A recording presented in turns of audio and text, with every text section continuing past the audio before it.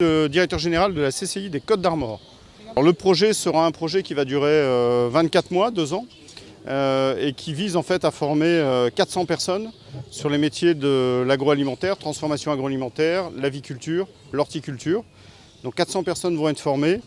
Nous allons également former à la création d'entreprises. À peu près 150 à 200 personnes seront formées à la création d'entreprises et 80 chefs d'entreprise seront formés au renforcement de leurs capacités.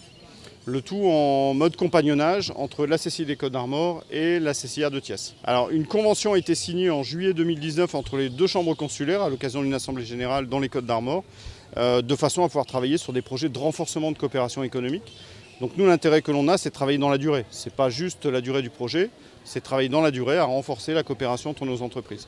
Alors nous avons visité l'ISEP hier, on a été impressionnés par la qualité des infrastructures.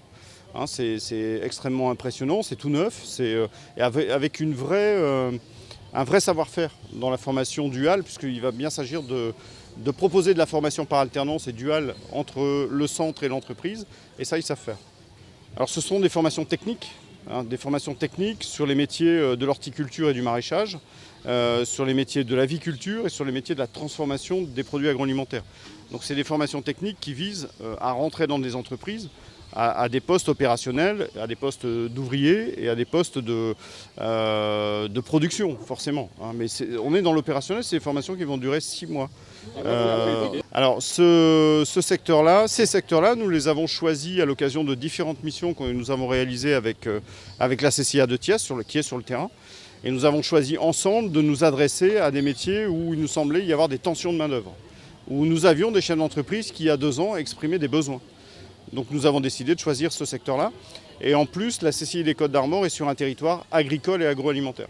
Donc les 2 secteurs d'activité se recoupent. Et il y a probablement des synergies à imaginer entre nos entreprises.